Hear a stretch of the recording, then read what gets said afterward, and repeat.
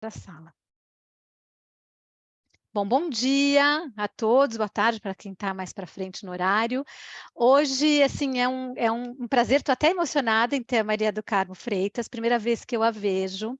Eu a conheci modo, né, muito forçado de falar que eu conheci, mas eu li o livro dela, Agonia da Fome, em 2013, um presente da Arlete Santos, que está aqui também, não sei se vocês conhecem, que usou o seu livro, e foi um daqueles livros, que é o que eu tento buscar aqui para o Papo à Mesa, que foi um marco na minha vida. Eu comecei a minha carreira profissional estudando desnutrição, e com uma equipe em São Paulo que estava desnutrição, mas aquele livro não tinha nada a ver com aquela visão medicalizada que a gente tinha, da facilidade de dar isso, toma aquilo. Então, uma conta quase que matemática da desnutrição, e a Maria do Carmo mexeu muito comigo. Depois eu não vou dar spoiler aqui para contar para você por que mexeu muito comigo, em que situação que eu estava, que mexeu.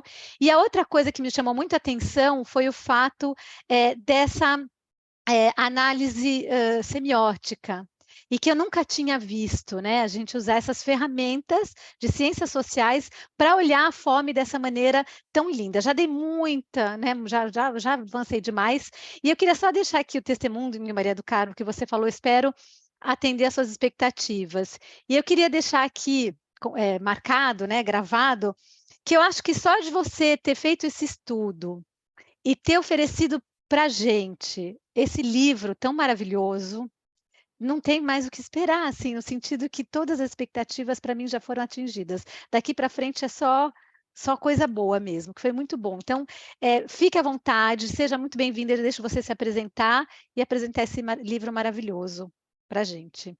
Fique à vontade, a sala é sua.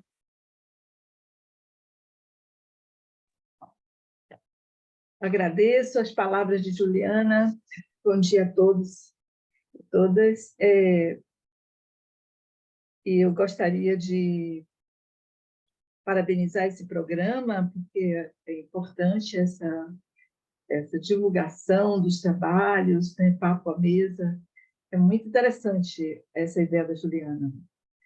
Então, agradeço muito a participação e a possibilidade de dialogar com vocês sobre a agonia da fome. Tenho sido procurada para falar desse livro muito ultimamente, mas, sinceramente, não fico contente com isso, porque a fome é um tema muito triste. Infelizmente, tem sido essa a realidade brasileira. Essa trágica realidade é uma questão histórica, como todos sabemos, uma questão política, social, ambiental, econômica, como já dizia Josué de Castro desde os anos 1940. Então, a fome continua no Brasil como resultado das desigualdades sociais, como todos nós já sabemos. Podemos dizer que os famintos, sendo os negros os mais atingidos aqui no Brasil, vivem em condições de extrema vulnerabilidade. Como exemplo das precárias condições de vida, uma das opções para enfrentar o desemprego, a fome nos centros urbanos tem sido a economia informal, onde muitos se apoiam com o pequeno comércio de alimentos e outros objetos do uso cotidiano. Muitos, inevitavelmente, são vítimas da violência policial e do crime organizado. O imenso comércio da economia informal nas ruas dos grandes centros urbanos do país se assemelha a uma grande feira com uma circulação de mercadorias de baixo custo que se espalham e se concentram nos bairros mais pobres.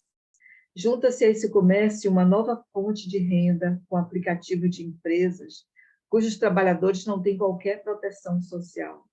São essas pessoas fragilizadas e em condições de risco de fome, sem remuneração permanente, subempregados, pequenos agricultores, grupos étnicos empobrecidos, como quilombolas indígenas, que deveriam estar recebendo mais benefícios sociais.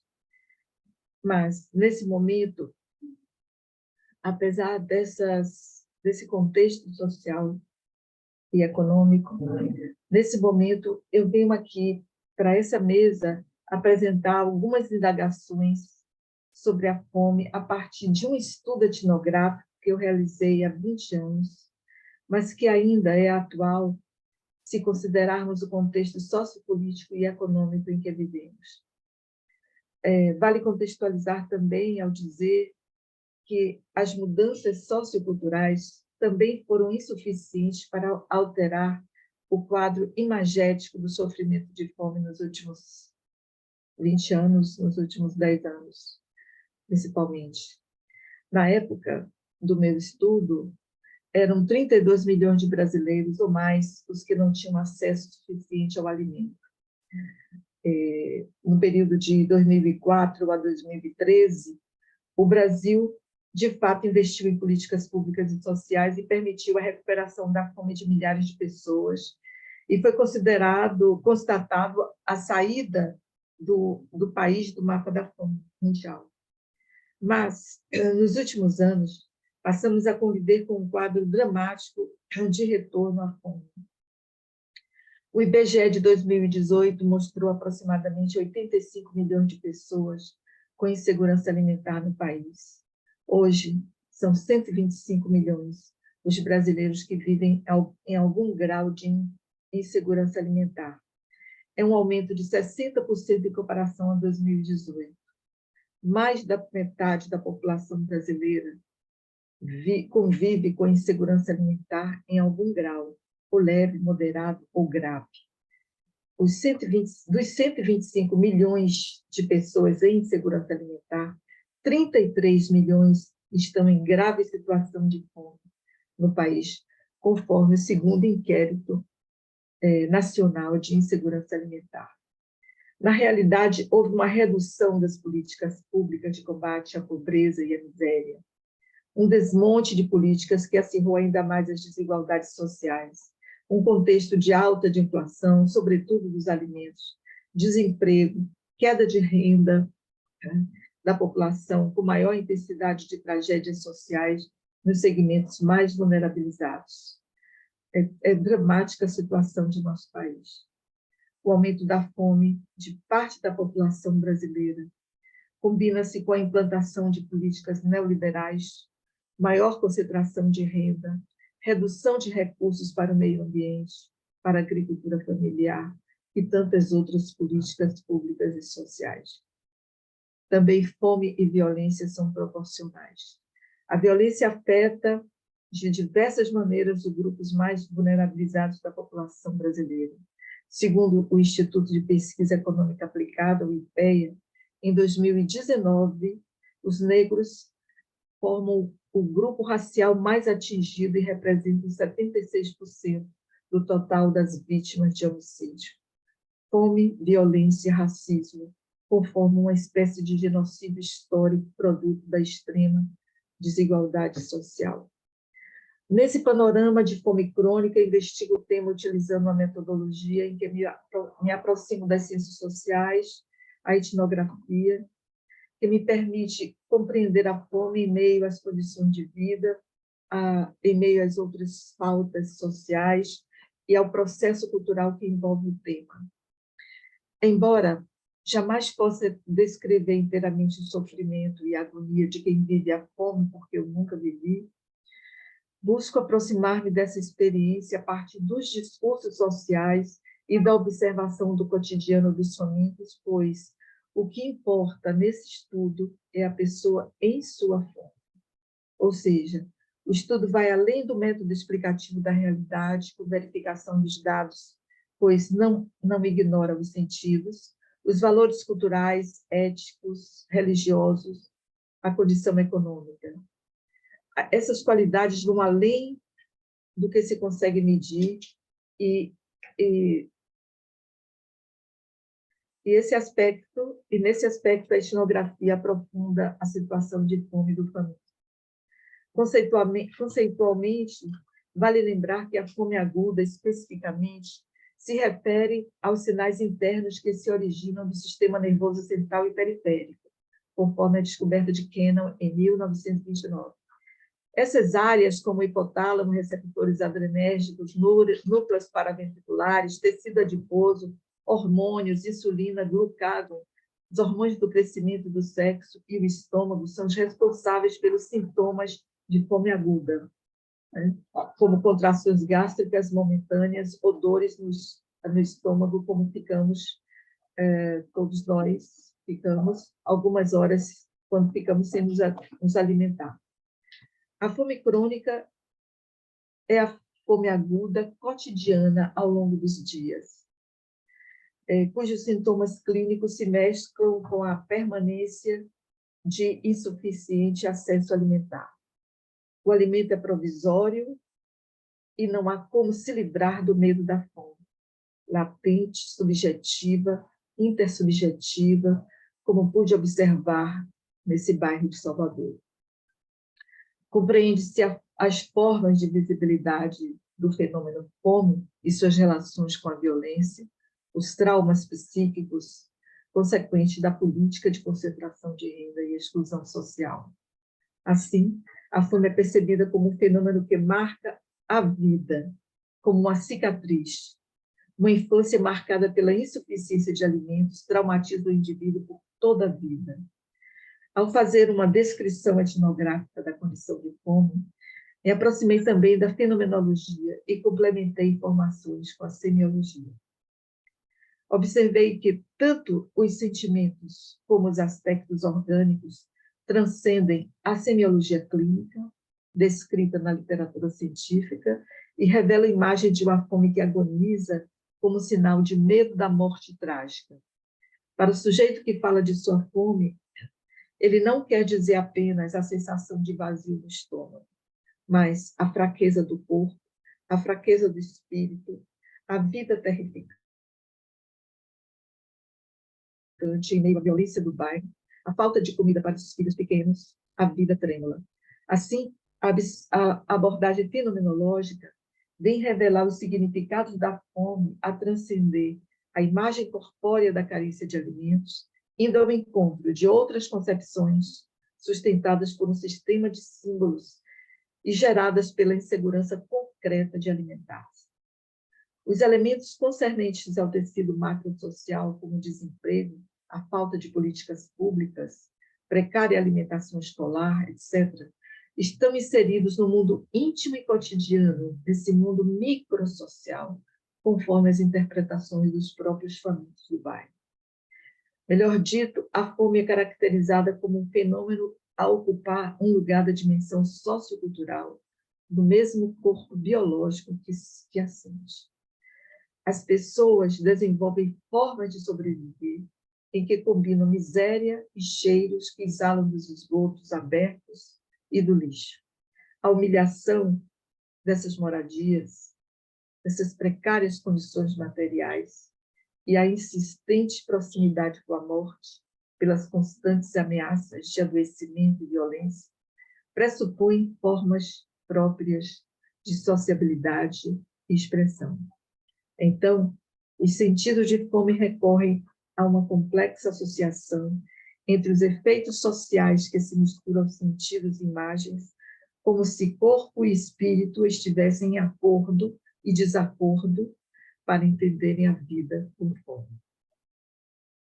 São pessoas que dizem comer pouca comida, uma boquinha que depende do bolso, e ficam com muita dor de cabeça, desânimo, vexame na barriga, arrepios, dor no peito. Assim, interpretam falas, códigos, gestos para uma compreensão mínima do fenômeno fome na sua dimensão biológica e sociocultural. No bairro, há os que entendem a fome como um produto da ausência de políticas sociais, e há outros que nitidamente interpretam a fome como entes alegóricos que quase sempre ameaçam a sobrevivência.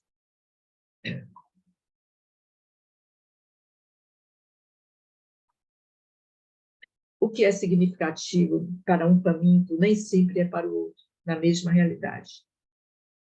Pois em cada contexto particular, cada um sente a fome crônica de modo singular, com a sua percepção, e constrói significados específicos, engendrando assim um texto próprio para a compreensão do fenômeno. E dizem: sinto quando ela chega. A fome pode ser interpretada como uma entidade representada como uma imagem oculta ao nível da consciência, cuja criação exige de sua visionária perceber-se faminta. Sem refutar o medo, a objetivação se expressa como um fantasma, transformando a fome pretextualizada no sentido definitivo, associado aos registros de sentimentos aprisionados na memória e que amedrontam. Desse modo, o faminto nunca consegue afastar-se da fome que atormenta o bairro. Ela, a fome, pode bater na porta de noite, quando a gente está na fraqueza, ou quando a gente está chamando, diz Leda. Quando a gente não tem trabalho, ela pode aparecer de noite. Então, o desemprego é um aviso que funciona como um pretexto que pressagia a perda das mínimas condições materiais, o sustento e a possibilidade do regresso ao lixo para alimentar-se. Cito uma coisa: a fome é uma coisa enigmática, misteriosa, assustadora. O registro real em sincronia com as sensações do medo de morrer. E nada lhe está assegurado nesse contexto em que a coisa, fome, encontra lugar para aparecer e abrigar-se no corpo, quando o sujeito a concebe. Será sempre visível para os que não conseguem pagar o sustento da casa. Ao falar da fome, coisa, fora do corpo, os sujeitos famintos elegem um ente que habita o seu horizonte para explicar sua condição faminta. Sente a fome dentro e fora do corpo. Nesse movimento, a fome não é estranha e, a qualquer momento, pode ser decifrada. Nesse processo sensitivo e familiar, uma mulher faminta reconstitui a fome com sensações que ressoam desde a interioridade do seu corpo, como dores físicas e subjetivas, e reproduz a fome no espaço externo e vice-versa. Então, o antagonismo entre o interior e o exterior estreita-se para encarnar sentidos que se associam e se assemelham entre os moradores. Sobre isso, lembro Elsa, que diz que a fome é uma criatura que anda solta por aí, uma bicha com a boca cheia de dentes, e sente quando ela chega. Sente o cheiro de urina e fezes, que é o cheiro dela e é também o cheiro do bairro. Todo o tempo se percebem conexões com vários elementos do cotidiano da vida social, em que a fome pode aparecer quando falta dinheiro para pagar um aluguel, quando falta dinheiro para pagar a luz, quando falta dinheiro, quando há muita violência, quando falta dinheiro e há muita violência no bairro, quando há uma noite escura sem lua, quando o leite do peito seca e a criança fica chorando sem ter o que comer à noite. São muitos os elementos que fazem conexão com o aparecimento da criatura, dessa imagem, fome no bairro. E com isso se externaliza a fome do corpo para significar a condição mais terrificante de viver com tantas faltas sociais. O sujeito fala com a fome, cujo estranho diálogo mistura reflexões e sentimentos pessoais para dar uma compreensão ao sentido de sua fome. Assim, a interpretação das metáforas leva em conta a externalidade do sujeito em relação a si mesmo, produzida pela linguagem, e permite o mascaramento da fome no corpo. É como se pudesse se sustentar a partir da visibilidade de uma fome fora do corpo. É como se pudesse evitar a fome dentro do corpo, expulsando do corpo, criando uma externalidade. Essa é uma observação. Nessa ação da linguagem, os sentidos da fome retornam ao sujeito e sustentam sintomas de um processo real em seus efeitos. Então, há também sintomas. Sente dor no estômago, que é um aspecto clínico, e deliram uma fome imagética, que é um aspecto semiótico. E diz que ela, a fome, toma conta das forças da gente.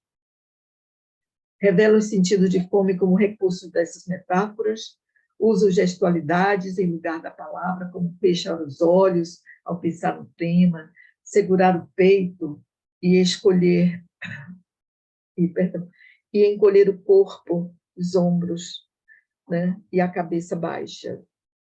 São vários os gestos, mostrando que não há uma negação da condição faminta, mas uma tentativa de distanciamento. O sentido próprio do termo é tomado como uma entidade, e o sujeito sente a fome conforme suas próprias crenças. Nessa perspectiva, a fome é vista como um fatalismo que habita o seu mundo e não tem saída. Cada um cria uma possível representação a fundir-se com as sensações corporais, tipo, eu sinto nervoso, eu sinto um arrepio, uma agonia, eu sinto angústia, dor no peito, como se misturassem desemprego, falta de acesso à comida, perda do leite materno, enfim, que se misturam sentidos físicos e imagens do realismo socioeconômico.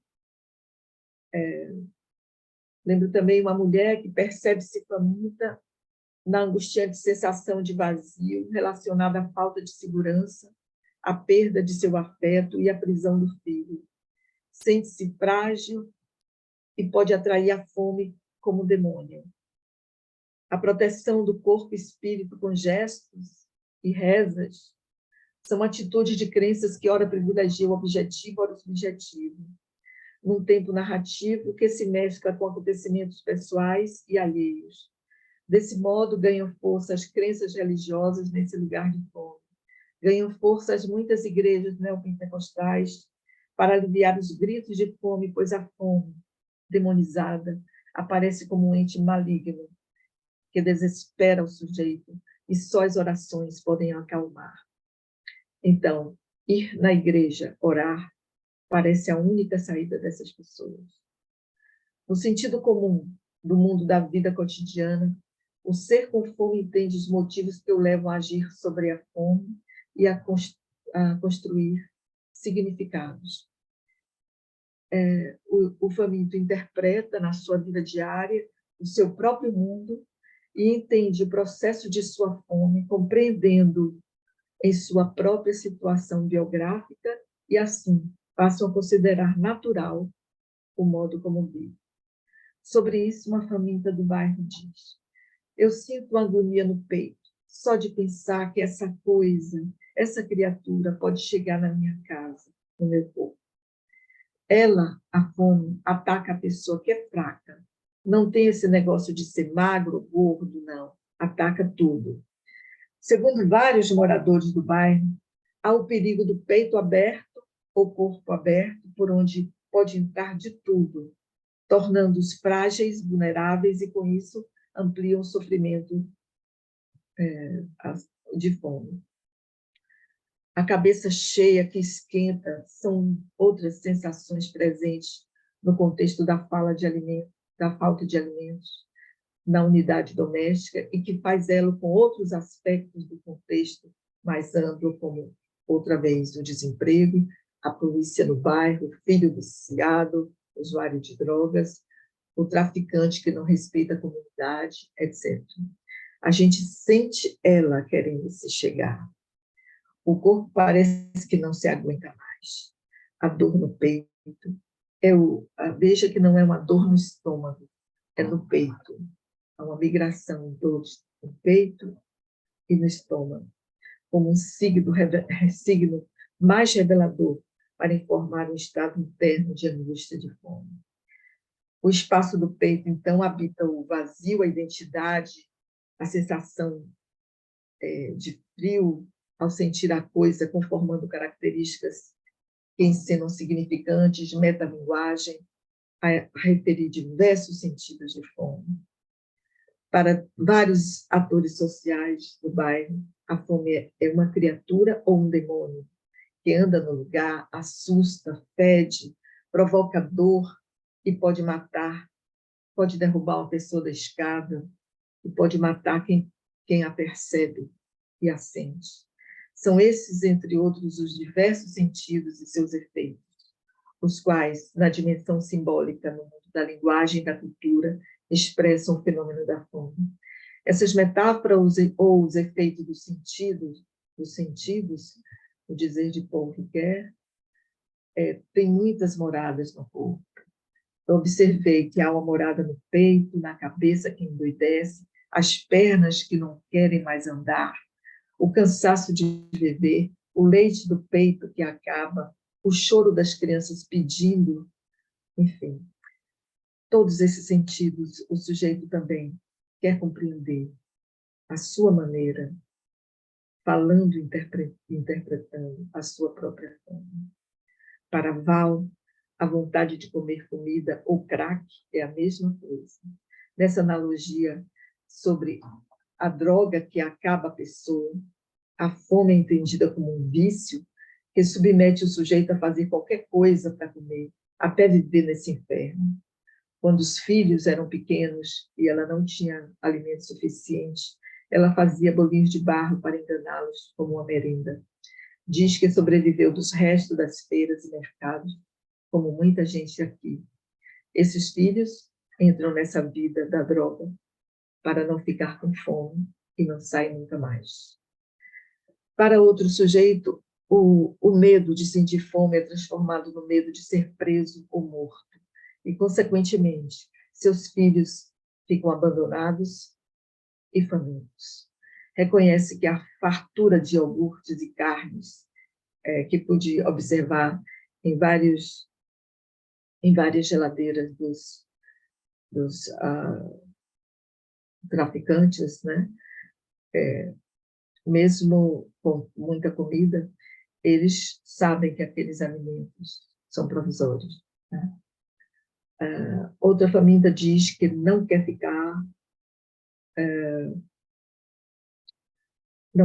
com seus filhos doentes, tuberculosos, né? Não querem deixar seus filhos com a barriguinha vazia e por isso entram na droga para vender. Quer ver seus filhos direitinho estudando de barriga cheia. Por isso, Silvia entra no tráfico de drogas para dar comida aos filhos e pagar as dívidas do falecido marido. Então, fome e violência andam juntas.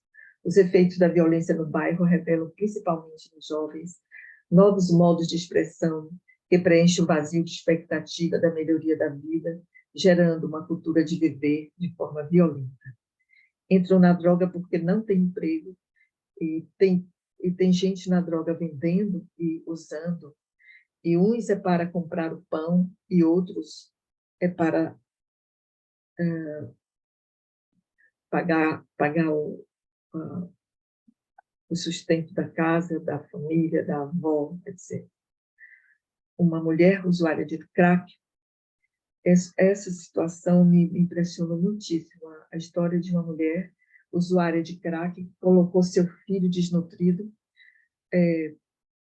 para conseguir caridade, né, nos semáforos próximo ao bairro. A metáfora que surge aí não é mais uma mulher, uma fome criatura mulher, mas é uma fome com um espírito faminto, representado por um vento imaginado, o qual adquire várias formas humana e animal, e especificamente elege o corpo de crianças para penalizá-las de desnutrição até a morte. Esse alegórico e oculto apresenta-se como uma tipificação da fome da criança, que é decifrada como um corpo apropriado no espaço e no tempo real, sentido por alguns como um vento que passa e que a gente só vê o vulto, arrepiando o narrador ao recordar. Trata-se de mais uma alegoria, um significante socialmente compreensível, porque vem conferir o sentido do medo e a legitimidade da fome perante esse grupo social. As narrativas fundadas no mundo que relaciona lenda e realidade faz-se num tom de pavor nas vozes, com manifestações de sustos, para convencer que ninguém aqui está protegido desse mal, esse perigo capaz de criar armadilhas. A força do discurso dá autoridade acrissa para entender o fato real de uma criança desnutrida tomada por este ente chamado Romão. Romãozinho, assim conhecido, é o personagem lendário, está no mundo da vida e torna-se parte inseparável do cotidiano, assustando as mães que têm filhos pequenos e agindo sobre eles sem piedade, como um parasita que se apropria do corpo da criança para apoderar-se do seu organismo. A fome, então, é uma grande questão social que precisa ser politizada, pois tem a ver com a miséria, a pobreza, a desigualdade social. A fome em obesidade vai além da aritmética do índice de massa corporal e gera sofrimento psíquico, exclusão social, estigma, discriminação, assédio moral, condições em que a perspectiva humanista ajuda a compreender tais complexidades e a construir um verdadeiro cuidado com a pessoa em sua singularidade e sua dietética. Porque mesmo obesa, essas pessoas estão famintas. Isso é muito necessário compreender.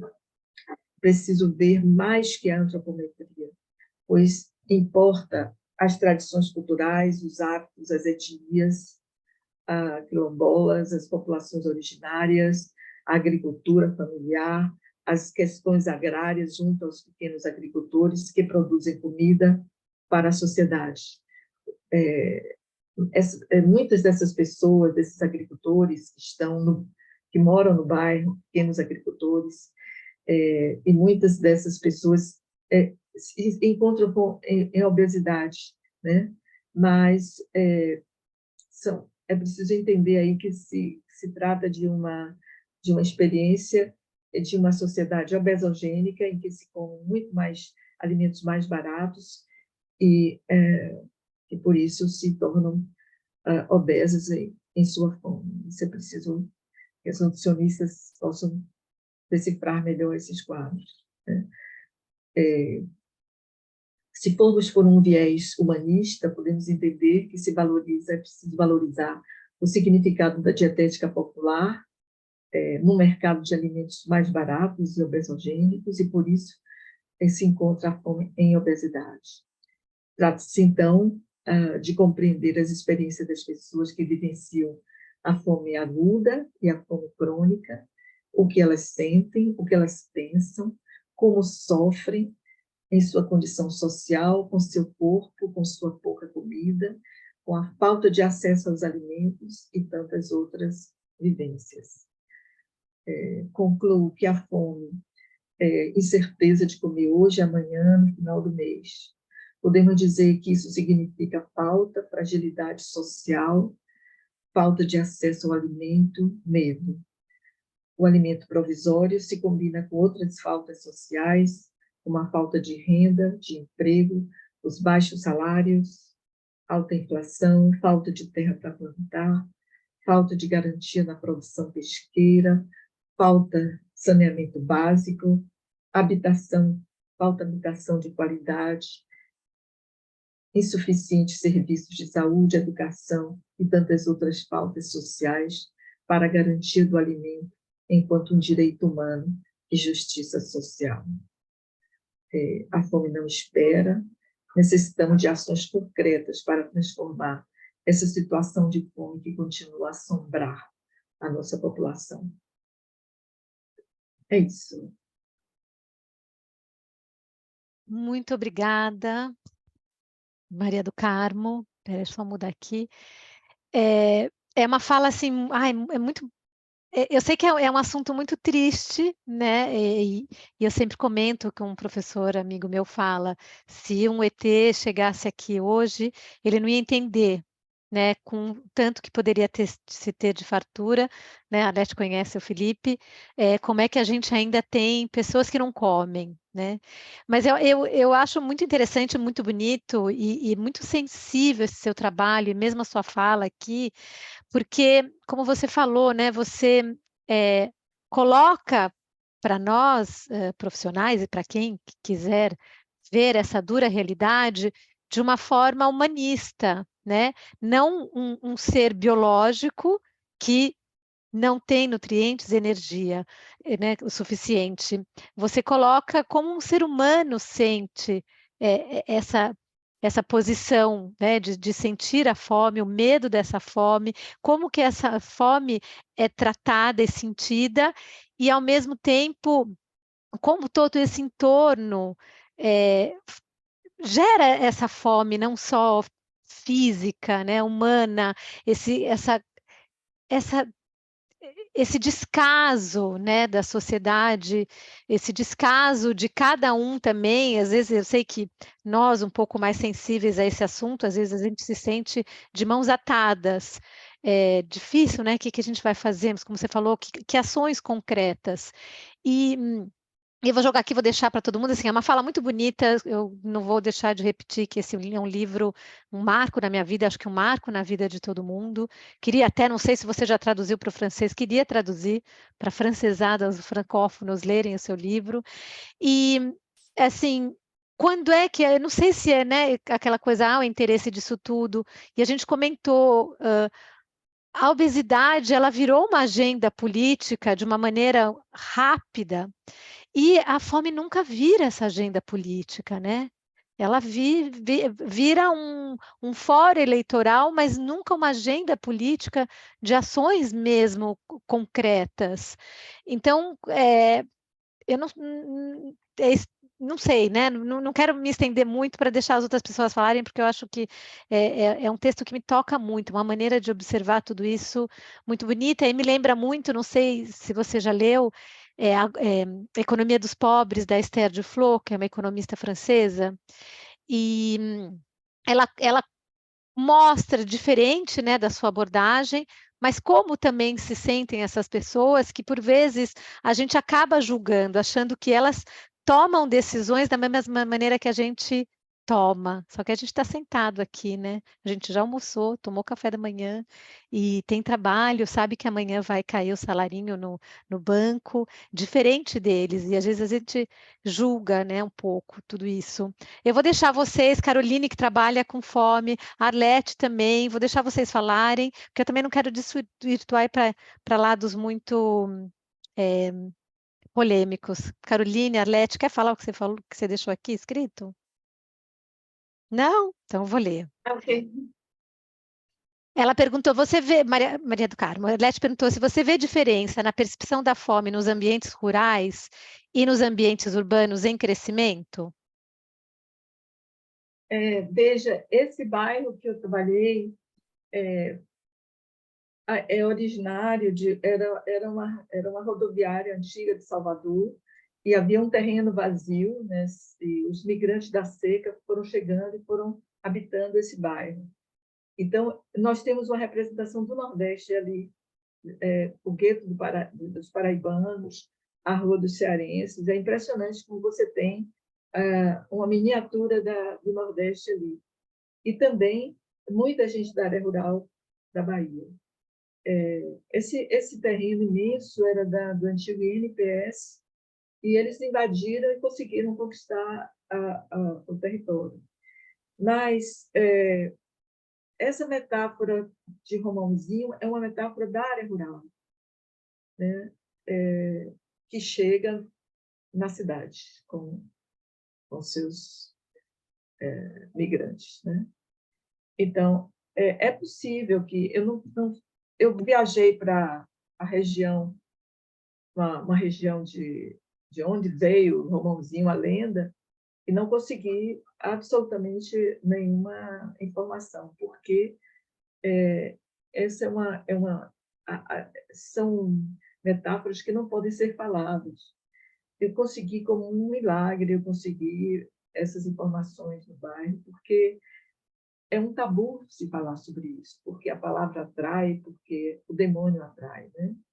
Essa demonização da fome é algo terrificante para essas pessoas, elas não conseguem falar sobre isso.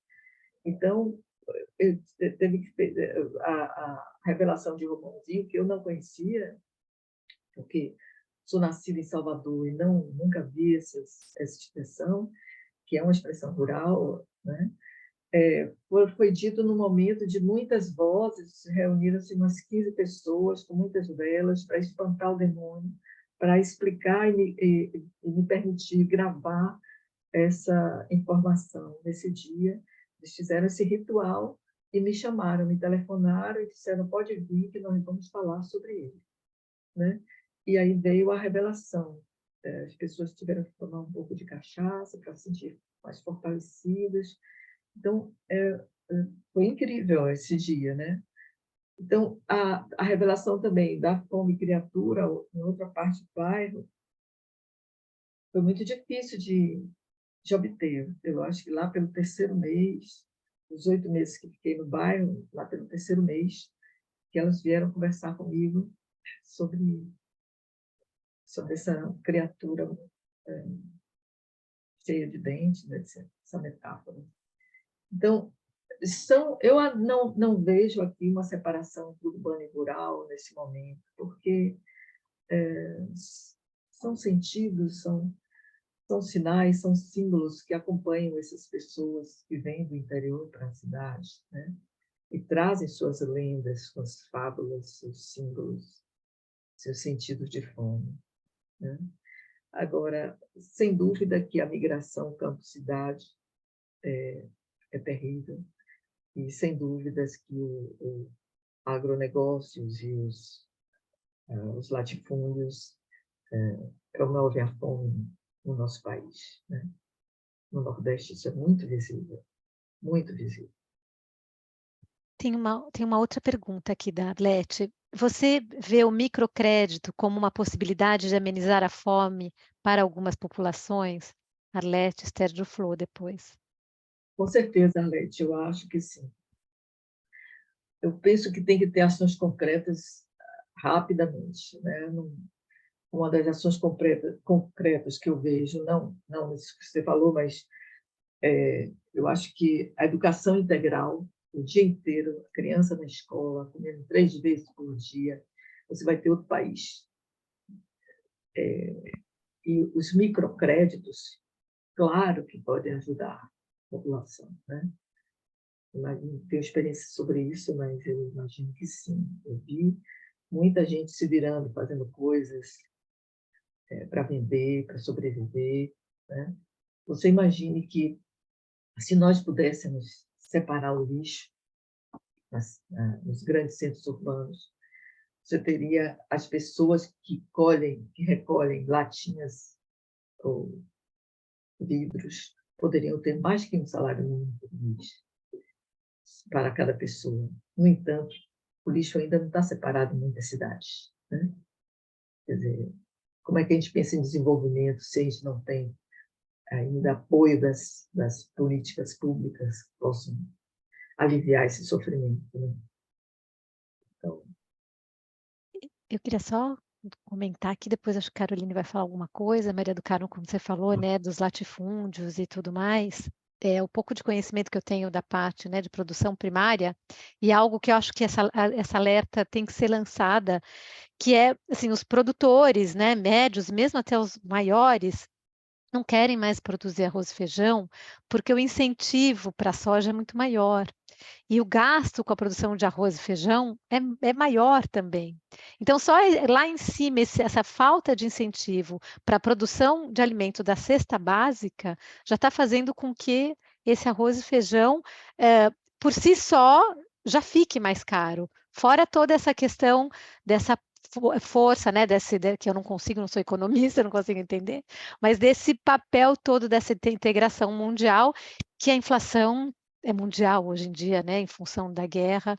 Então, assim, essa alerta, né, que talvez essa ação concreta poderia ser de lá de cima, continuar incentivando a produção de arroz e feijão, e não só de uma única commodity para exportar, né? Isso é uma coisa que a mim me dá muita agonia, porque aos pouquinhos esse arroz e feijão, que era essa cesta básica, que era o mais barato, está ficando cada vez mais caro e elitizado. Agora deixo, se você quiser comentar, e Caroline, que trabalha com fome, sabe mais do que eu. Eu prefiro ouvir a Caroline. Olá, Maria do Carmo. Ah, Primeiro, agradecer a sua existência, porque acho que você é uma entidade inspiradora, apesar, né, da temática em que você se tornou referência ser uma temática sensível. E eu sou nutricionista de formação, você fez diferença na minha escolha, né, o meu caminho profissional. O seu livro trouxe, de fato, né, a realidade da realidade, porque a realidade da fome ela está posta desde que a história da humanidade está caminhando, né? A fome sempre foi um problema que dizimou a espécie durante muito tempo também, né? Ela não é um tema atual, ela é um tema sempre presente, mas você trouxe a ela uma nova roupagem, né? Na verdade, talvez sem roupa, mostrando o que é a realidade daqueles que estavam vivendo ela, como eles sentem, como eles percebem, como dói. Por conta dessa inspiração, vou dizer que do seu livro, né, e também do livro da Carolina de Jesus, que é O Quarto do Despejo, que trata dessa realidade também daqueles que vivem as fronteiras da maior desigualdade do nosso país desde sempre, me inspirou a organizar um livro há 3 anos atrás, que chama Fomes Contemporâneas. E é claro que nós, dentro da academia, não vamos cessar esse diálogo, né? Nós vamos, talvez, para além da academia, desafogar um pouco a temática e trazer um pouco do outro para olhar o outro. E me parece que você deu um exemplo agora, a Juliana estava falando, um dos exemplos possíveis da gente negociar com a sociedade é a questão do lixo, né? Para mim, a cena de que duas fronteiras são muito sérias, assim. A cena de que um supermercado é quase um caixa forte, que nele só entra quem tem dinheiro, né, o poder econômico, e nele está todas as fronteiras para alimentar a fome do mundo, né? Lá tem muita coisa também industrializada, mas também temos as coisas in natura e aquilo que acabaria com a fome, de muitos que passam por ele e não podem acessá-lo. E outra cena que me chama muita atenção no meu dia a dia, eu moro em Curitiba, no Paraná. Aqui é muito comum que as pessoas transitem durante, né, todo o trânsito da cidade, durante o dia todo, de madrugada também, a busca de lixo para sua vida. Então, essa é uma cena que me marca muito, imaginar que eles limpam a sujeira que a sociedade, a qual eles não pertencem, sujam a cidade, né? E daquilo eles precisam arrumar um nível de sobrevivência mínima, né? Porque é um comércio, esse lixo que eles reciclam é um comércio, não é limpo, né? É um comércio sujo também. Paga-se muito pouco para que eles façam um serviço que seria de uma política pública, né? De alimentá-los, se isso é um emprego, se isso pode ser regulamentado. Então, são duas cenas muito fortes que ainda transitam no sofrimento dentro de mim, não é uma coisa simples de ser digerida e de ser alimentada, mas que você é a nossa inspiração, é uma entidade, né, que quando a gente pensa no tema fome, nos alimenta. Apesar de um tema sensível de sofrimento, eu queria deixar registrado que você nos alimenta desse processo, né, de que traz à sociedade uma reflexão que é para poucos, porque ela também dói nos seres humanos que não conseguem olhar para isso. Ela não é invisível, mas ela torna invisível aquele que não consegue encontrar a resposta. Como que eu tenho a ver com isso? Como é que eu vou solucionar a dor do outro se eu nem olho que o outro existe? Numa sociedade em que a gente encontra, né, que há uma fome aí de todos os níveis, que vai não só da fome do alimento, mas uma fome de vida, de espiritualidade, de acesso aos direitos básicos, humanos, elementares. Eu queria ouvir de você uma esperança, né? Como que a gente, enquanto sociedade, consegue se organizar nesse tempo atual e ainda tentar superar de formas simples, porque eu não vejo resposta, que a política pública ela é formada por pessoas, e a fome também é formada por pessoas, né? Os estados são formados por pessoas, então eu não vejo outro lugar que não as pessoas resolverem esse problema. A fome é de homens para homens, né? Mulheres para mulheres. E eu não vejo outro lugar que a gente não vá resolver a temática que não seja entre os seres humanos, né?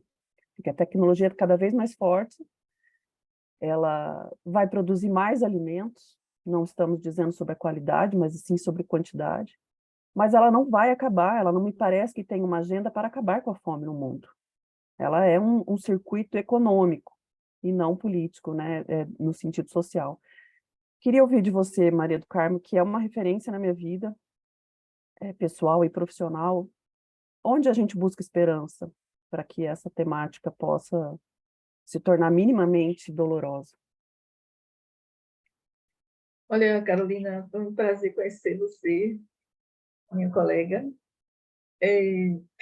Eu vou até buscar seu livro, eu não tenho aqui para conhecer. Eu acredito que os movimentos sociais, nós precisamos estar junto com os movimentos sociais, sabe? Eu não vejo por que separação. Ou seja, nós da academia, os pesquisadores, precisamos estar junto com os movimentos sociais, né? Porque são eles que vão nos ajudar a mudar esse país, eu acho. Está tão difícil esse país, Carolina, está tão difícil, que eu não vejo saída. A saída seria junto com eles, os movimentos sociais. E eu tenho feito umas mesas, nós aqui na Bahia chamamos de café, né? Café, que é uma moda agora de fazer um café, papo à mesa, essa história. Eu tenho feito alguns com movimentos sociais e a universidade, e tem sido magnífico, tem sido muito importante, né? Mas é algo muito pequeno ainda, né? Mas os movimentos sociais, para mim, é a grande esperança desse país, né? Quer seja os conselhos pastorais da terra, conselho da pesca, os pescadores das marisqueiras, o movimento das marisqueiras. Eu pude acompanhar nos últimos anos o movimento das marisqueiras aqui na Bahia. É impressionante como há você sente um desenvolvimento dessas pessoas, né? Solicitaram a universidade, já estão entrando na universidade, querem ser professoras do lugar. Você sente já um movimento de avanço dessas pessoas, né? E tentar entender, politizar a fome, né? Não pode ser vista só como um fantasma, e explicar como algo que está fora do seu corpo, mas entender que é fruto da exclusão social, que é fruto da desigualdade social. Temos que politizar. Eu acho que a única solução vai ser essa, né?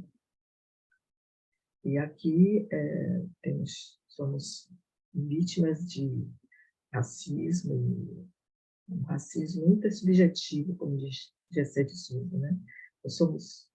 Não foi Gessé de Souza, foi Sobral, esqueci agora o nome, mas meu marido tem estudado também esse assunto, do racismo. A gente tem visto que a discussão sobre o racismo ajuda as pessoas a entender a se valorizar, e a não sentir fome. Não é possível pensar fome, né? Assim, não é porque eu sou preto que eu vou sentir fome, né? Quer dizer, eles já começam a sentir a importância de mudar esse cenário, de entender que não é possível viver assim. Precisa de escola. Eu conheço alguns movimentos que levam as crianças para a escola, no bairro, e as crianças ficam sentadas na porta esperando abrir a escola, mas não tem vaga para elas, mas elas ficam sentadas na calçada, né? Então, aquele movimento de gente sentada na calçada, chama jornalista, começa o movimento de ampliar a escola, porque aqui estão fechando as escolas. Não pode fechar as escolas, tem que abrir as escolas, né? Então, tudo isso, esses movimentos são muito importantes. Nós não podemos deixar de fazer nossa militância, acreditar numa sociedade mais justa, justiça social. Acho que é isso. Quanto tempo vamos ter, não sei, porque eu tenho 73 anos e eu luto contra a fome desde 20, mas não é o tempo cronológico, né? É o tempo histórico, é outro. Então, temos esperança, vamos esperançar, né, Mas Carolina? você já deixou seu legado. Não, ainda Eu tem acho muita coisa que para fazer. Tem, vai ter para sempre, para outras gerações também, mas eu acho que isso faz parte do nosso caminho social, né? Da nossa presença, da nossa jornada. Eu não gostaria de finalizar esse tempo sem agradecê-la, né? O seu legado não é uma resolução, eu acho que a gente não tem só a obrigatoriedade de resolver o problema, mas de trazê-lo, né? E eu acho que esse legado de nos provocar você fez com esse livro, mas também com sua trajetória. Foi uma honra te conhecer, finalmente, porque a Ô, gente conhece Carolina, a Maria do honra tem Carmo ser pelo você livro. também, querida. Estou à sua Obrigada, disposição, Carolina, viu? Quando quiser, pode obrigada. me escrever, vamos conversar. Vou escrever sim. Obrigada, viu? Obrigada, É, Juliana, também, por essa oportunidade de nos colocarmos em Obrigada, contato. Juliana. agora a gente não vai sair. Obrigada, Arlete, por ter me dado o livro de presente. É verdade. Vamos indo lá para baixo. Eu não, assim, para não desesperançar vocês, mas ao mesmo tempo é só para a gente não achar que, sim, o Brasil tem problemas mais graves, uma série de problemas, mas só para dar o testemunho daqui da França, a gente está num segundo governo que tem, aos poucos, e de uma forma ditatorial velada, desconstruído tudo que desde, né, desde a Segunda Guerra Mundial e principalmente com François Mitterrand, a França desenvolveu, né, como rede de apoio social. Então, assim, não é para reconfortar, mas é para não achar que é só uma. Eu acho que, ok, o Brasil tem uma situação característica, típica dele mesmo, mas acho que é, infelizmente, uma tendência mundial. Né, da gente ir caminhando para uma política de direita, uma política menos socialista, menos voltada ao ser humano e mais voltada ao lucro. Então, assim, só um exemplo, eu organizo aqui uma visita técnica e todos os anos, a Arlete também já teve a oportunidade de ver, a gente visita o Comitê Departamental de Educação e Saúde.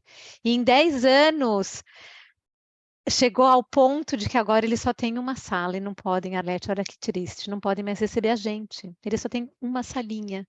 Então, o que era antes um andar de um prédio, e assim como aos pouquinhos foi andando todo ano, trocando, cortando, então, sintoma, assim, dessa coisa calada, mas vamos cortando o incentivo, né, ao social, a essa política humanista. Então, não se sintam tão mal, É uma porque fronteira global, né? Não é um é, problema do país, a gente vivencia, né? Mas acho que isso. essa discussão, ela é global, é Sim, a fome, sim, e assim, até por questões climáticas, né? Feita de homens por homens, seres sim. humanos, na verdade, por seres humanos. Essa semana, pelo menos para nós, o Brasil, semana passada, né? Chegou a questão da El Niña para a transição para o El Niño. Isso já tem tecnologia para saber quando, como e o que ele vai afetar na questão da agricultura e a fome no mundo, né? Então, assim, informação não nos falta, Juliana. Em nível global, não nos falta para saber aonde e quando vai acontecer o desastre climático que vai piorar muito a condição da fome no mundo. Não está Sim, posto? e que vai, e já tem batido, né? Porque esses problemas batem sempre nesses que são Os ignorados vulneráveis. pelos Não há outra vulneráveis. fronteira. Os 50 graus na Índia, quem é que sofre? Né, os vulneráveis.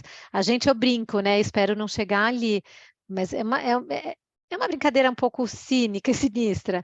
Mas a gente entra em casa, liga o ar-condicionado, põe um ventilador. E fecha sua fronteira. Essa é a fronteira do ser humano, né? De que é o meu lugar.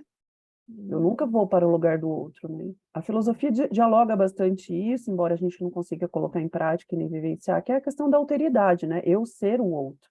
Quando eu sou o outro, eu consigo dimensionar o tamanho da dor, o tamanho do sofrimento, das potencialidades de cada um. Mas nós vivemos uma sociedade em que eu sou eu. E acabou. Não Mas há espaço para outro na minha vida, nem na minha família, nem nos meus pequenos, né, espaços sociais. Então fica muito difícil quando a Maria do Carmo traz essa discussão dos grupos, né, sociais, desses, né, eu também tenho muita esperança neles, mas para eles também está cada vez mais difícil, porque há um extermínio, né, das suas ideias e talvez das suas próprias vidas, né, para que isso não dê certo.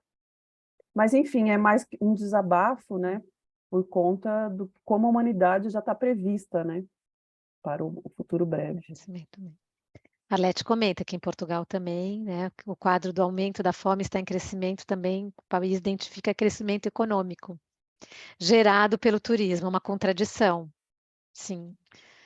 Sim, voltando ao que você falou desse aspecto humano, Caroline, eu não sei, não vou saber usar as suas palavras, né, mas como a Maria do Carmo falou, a fome não espera, e a fome é para todos, me deixa um pouco, assim, incomodada de saber que a gente não sabe se amanhã a gente também pode estar lá, né.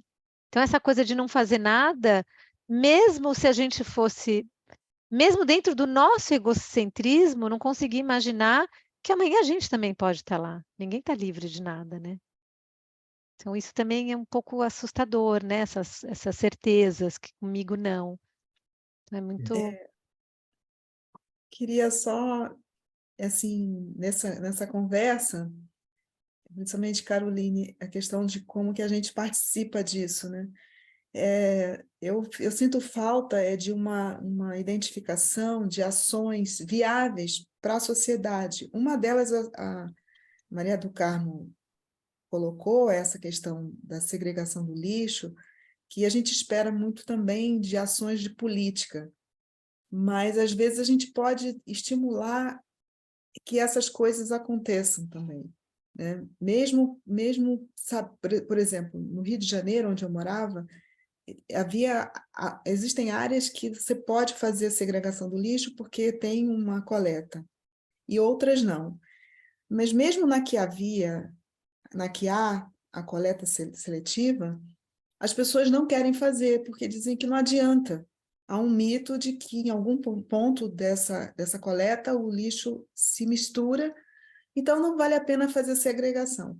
Então, a sociedade precisa de alguns estímulos, de algumas orientações, porque existem várias ações pequenas do cotidiano que a gente vai ajudar um pouco a essa questão da fome como um processo complexo. Não é só dar uma cesta básica para alguém, mas a gente também pode fazer outras coisas no dia a dia. E tem que se incluir, a gente tem que se incluir em tudo. Não dá para ficar só esperando a política pública. Como Maria do Carmo falou, bota as crianças a esperar na escola.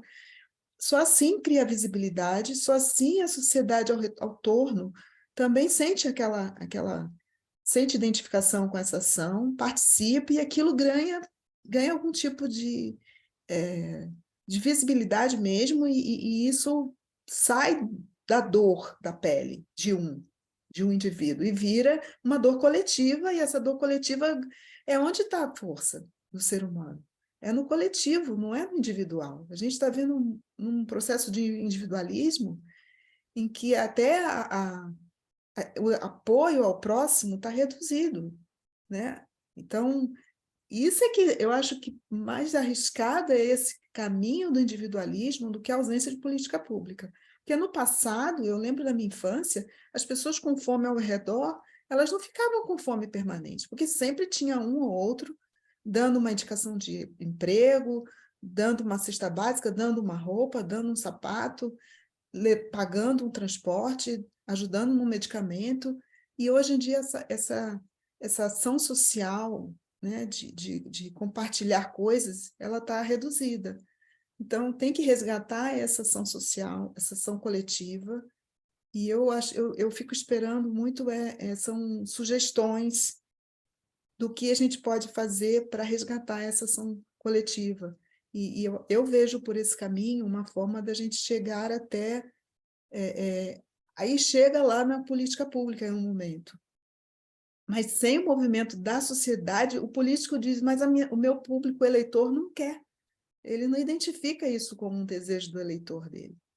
E quando o eleitor não quer, o político não vai... Quando ele acha que o eleitor não quer, ele não vai fazer. Né? E ele pode achar o que ele quiser, né?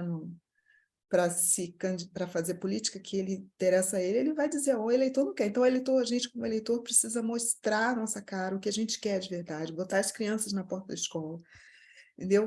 Participar das ações sociais. Achei essa sua colocação, Maria do Carmo, muito própria.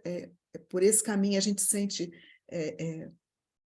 identidade com o outro, e consegue chegar em algum lugar. Porque se a gente não se movimentar, isso não vão ser mais de 50 anos e vai piorar. E, na minha visão, vendo um passado e o presente, que é recente, eu não tenho tanto tempo assim de estrada, mas eu já vejo uma grande mudança e um futuro bem ruim se continuar nesse sentido.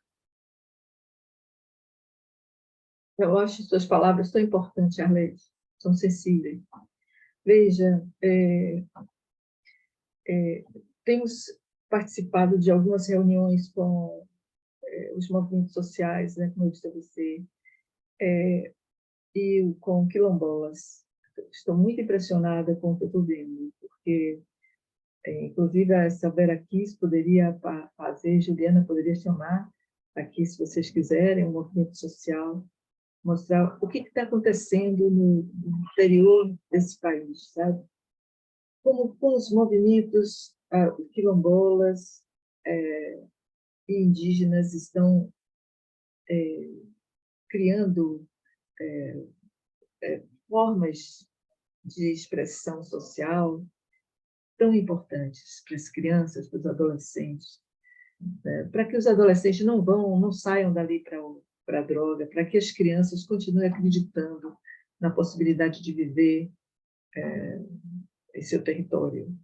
É tão bonito o trabalho, de mulheres incríveis. Então, eu tenho, não existe visibilidade, vocês não vão conhecer, porque não estão em livros, entende? Estão na realidade social dessas pessoas, no dia a dia, no cotidiano, como elas fazem, como elas trabalham, como elas acreditam na escola, porque elas são professoras de seus próprios filhos. Como é bonito esse trabalho, e como é possível acreditar nisso, sabe? Por exemplo, eu fui numa comunidade onde a única cartilha que existia do Ministério da Educação eram de crianças brancas. Todas as crianças da cartilha, do desenho da cartilha, eram brancas. Então, vimos uma criança de 12 anos passar palha de aço no corpo para tirar a cor preta, para ficar igual à criança da cartilha. Choramos de tristeza de ver a criança toda ferida por conta disso. E aí ficamos perdidos ali e buscando muito pelo método Paulo Freire, né? O que vem da comunidade, com toda a paciência, o que vem da comunidade. E a comunidade decidiu fazer um concurso de beleza da menina mais bonita da Ilha de Maré. E aí, essa menina, toda ferida, tirou o 3º lugar. E a única coisa que nós fizemos foi catar revistas com beleza negra para enfeitar a escola, para valorizar a beleza negra. Então, esse mínimo é possível fazer, e há um movimento em torno disso. A ilha toda se reuniu, né? As diferenças desapareceram, políticas desapareceram. Então, tudo era em prol da valorização da criança negra. Que coisa bonita. Incrível como isso impulsionou ao Ministério da Educação a fazer uma outra cartilha que pudesse contemplar a população negra. Então, senão, ia ficar 50 anos essa cartilha branca, e trazendo todo um preconceito contra essas pessoas. Que elas sentem, lógico, a criança sente. Você vê, a resposta dessa menina foi tentar tirar a cor dela. Não queria mais tomar sol, não queria ir na praia, não queria ser preta, entende? Dentro de Salvador, um distrito de Salvador, você encontra isso, onde mais de 80% da nossa população é negra, né? Então, e que Ministério da Educação é esse que não tem nenhuma acessibilidade e joga aí? Que faz para um monte e não pensa, né? Então, o que a gente tem que fazer está junto desse movimento social, ajudando de alguma maneira. Acho que essa é a nossa contribuição. Eu acredito nisso. Obrigada, Maria do Carmo. Eu vou querer sim, viu? Alguém para vir falar aqui. Vou querer sim. É muito, muito interessante, muito bonita. A gente teve a oportunidade de falar das mulheres aqui, não sei quem estava, mulheres, outro universo, né? Mas das mulheres pescadoras de Santa Catarina. Também foi uma experiência muito interessante, né? É muito interessante, a gente também falou mal. Bom, enfim, não vou seguir aqui, porque senão vou ficar perdendo tempo. E não posso perder esse tempo precioso. Alguém gostaria de fazer mais uma pergunta? Não sei se Maria do Carmo quer falar mais alguma coisa. Senão a Eu gente vai. sugiro, Juliana, o vídeo Mulheres das Águas, para vocês conhecerem. Ah, Está no tá. YouTube, Mulheres das Águas. Muito importante esse vídeo. Queria que você conhecesse a Arlete, Carolina. Vamos conhecer. Nossa, muito obrigada. Já tem mais de 1 milhão de visitantes. Vamos assistir, né? Ah, o João queria. João, rapidinho, tá bom? Última perguntinha. Pode abrir seu microfone. Bom dia a todos. Sou João do Egito Moreira aqui, diretamente da UFV, Minas Gerais. Sou gastrólogo, técnico em nutrição e dietética e também graduando em nutrição pela UFV. O que eu quero dizer não é exatamente uma pergunta, mas é dizer que o controle da fome está na educação do indivíduo, sobretudo educação alimentar, princípio de higiene, integrar o indivíduo à coletividade sobre seus direitos e deveres, reforma agrária, educação no campo, como forma de estabelecer as famílias no campo e controle social. Com esses princípios, é possível ter êxito no controle da obesidade, entre outros fatores, né, como eu já disse, higiene e integração do indivíduo à sociedade. Essas são minhas palavras. Obrigada, João. Obrigada por ter participado. Maria do Carmo, não sei se você quiser dizer uma fala final, eu só tenho a agradecer. Reitero as palavras da Caroline e da Arlete, que realmente é um legado que você fez para a gente aqui, poder pensar e raciocinar de forma diferente, muito importante. E deixo você, não sei se você quer falar alguma palavra, e agradeço mais uma vez. Olha, eu quero agradecer a vocês. E, Juliana, você é uma mulher maravilhosa, um trabalho incrível. Continue seu trabalho com essa equipe que você tem. E eu acho que é importante entender que a fome não é uma questão biológica apenas, mas é uma questão política, né? É uma questão política importante, onde nossa população precisa pensar melhor seus políticos também, né? A politização é muito necessária para acabar com a fome. Nós precisamos ter melhores políticos, com certeza, porque os que estão aí têm muita dificuldade de entender a situação da fome do nosso povo, né? Recentemente foi vetado o recurso para saneamento básico. Como é possível vetar recurso para saneamento básico, né? Então, como nutricionista, nós sabemos que não é possível ter comida sem saneamento básico. Não é possível, né? Saneamento básico é importante para a população. Não adianta o indivíduo sozinho ter os hábitos higiênicos bons, né? Tem que ter um ambiente bom, tem que ter um ambiente saudável. Enfim, temos que estar juntos e pensar um país melhor, sem dividir, né? Essa é a proposta. Vamos pensar no nosso povo, nossa gente, acabar com a fome da nossa população, politizados, e é isso aí. É um prazer estar com vocês. Tudo de bom para vocês. E vamos pensar na nossa população sem fome, né? Chega de assombro. Chega de assombrar nossa gente. Verdade, muito bonito. Obrigada mais uma vez, Maria do Carmo. Obrigada a todos vocês. E mantemos contato, então, para organizar mais coisas. Muito obrigada. Obrigada. Obrigada. Obrigada. Bom fim de semana. Prazer.